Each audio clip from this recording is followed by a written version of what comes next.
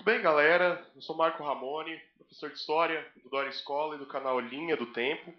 Vamos dar prosseguimento aqui, então, à nossa caminhada no estudo na estrada da história, né?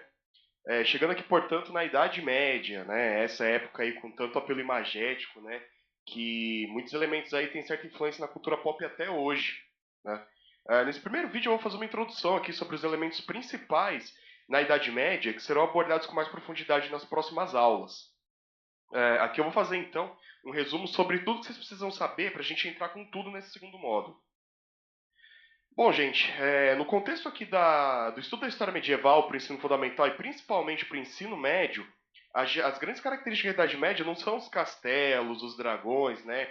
Uns caras que sobem nas torres para resgatar a donzela aprisionada, nada disso, infelizmente, né? As grandes características são coisas muito diferentes e muito menos glamourosas, diga-se de passagem, né? A historiografia tradicional, ela costumava tratar esse período como Idade das Trevas, Grande Noite dos 100 Anos, uma época que tudo que a humanidade evoluiu na Antiguidade voltou para trás na Idade Média. Mas aí vieram alguns autores na primeira metade do século XX que falaram: opa, peraí, gente, calma, que não foi bem assim, hein? Um autor que eu gosto particularmente, eu gosto bastante, assim, que se chama Jacques Le Goff, introduziu o conceito de que nada na história foi uma ruptura, sabe?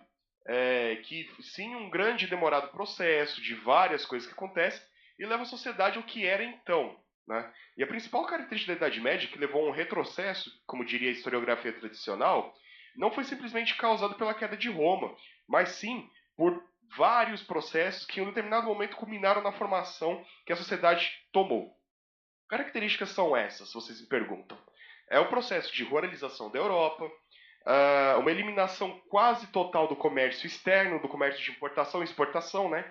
O esvaziamento das cidades e a descentralização de uma unidade central de governo. É, que era tão grande assim, essa descentralização foi tão grande que fez parecer que não existia Estado. Né? E por que aconteceu isso? A historiografia tradicional dá a entender que foi simplesmente porque o Império Romano do Ocidente caiu. Né? Mas a gente vai ver aqui, ao longo do módulo 2, que foi por uma série de coisas. Que, por exemplo, as invasões bárbaras, que geraram um clima de insegurança nas grandes cidades e dificultavam o comércio, né? As invasões árabes, que praticamente fecharam o mar Mediterrâneo, e o sistema de vassalagem de reis, daqueles reis que não tiveram competência aí para manter os seus reinos unificados.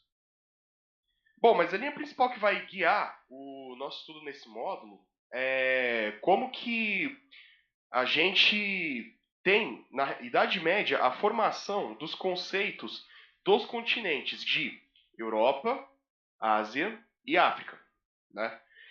Como a gente pôde ver durante todo o módulo 1, você não tem uma distinção clara entre regiões que hoje correspondem à Europa Ocidental, né? O Oriente Médio e o Norte da África. Três regiões que hoje são dramaticamente diferentes, como a gente sabe, mas que eram basicamente uma única coisa na antiguidade, né? Que eram basicamente todo o mundo antigo, né? Eu tenho certeza que muitos de vocês, durante o módulo 1, estranharam que eu tratava dessa região como uma coisa só, sendo que hoje elas são tão diferentes, né? Elas são tão distintas. Mas na Idade Média começa essa distinção, gente. Você não tinha o conceito de continentes na antiguidade. E se vocês prestarem atenção aqui nesse mapa que eu trouxe para vocês aqui, ó, vocês vão perceber que África e Ásia eram nomes de regiões, né? Como, por exemplo, a Gália, a Britânia, a Lusitânia. Vocês podem conferir isso aqui nesse mapa que eu estou trazendo. Como África, eles conheciam essa região de Cartago aqui, se vocês prestarem atenção no mapa, né? Essa parte ao norte aqui da Ásia, da África, desculpa. Como Ásia, eles pegaram essa parte mais próxima da Turquia, essa primeira parte aqui da península da Turquia, sabe? Mais próxima da Grécia, né? E a igreja teve um papel muito importante nisso daí, porque como Europa, você define todos os povos que eram províncias romanas ou povos bárbaros que ficavam ali rodeando as fronteiras, cujos chefes bárbaros eles se convertiam ao cristianismo, né? Esses povos, portanto, formaram a Europa. Os povos do Oriente, sobretudo aqueles que sofreram as invasões árabes, que estavam fora disso, não eram Europa, certo? A gente tem a partir daí essa distinção. Daí tem uma retomada de uma lenda antiga do Jó, retomada ali de textos bíblicos, né? Que cada um de seus três filhos migrou para uma das três regiões do mundo. na época. E isso forma, então, os continentes. Por isso, então, que é na Idade Média que a gente tem essa separação mais clara dos continentes que a gente tem até hoje.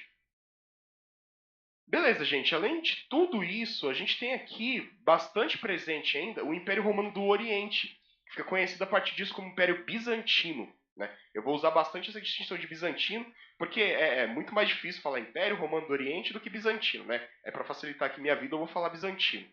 A transferência da capital de Roma para Constantinopla fez com que na mentalidade das pessoas daquela época, da passagem da Antiguidade para a Idade Média, eles achavam que o Império Romano não tinha acabado. Né? Ele só tinha mudado de lugar ali, sabe?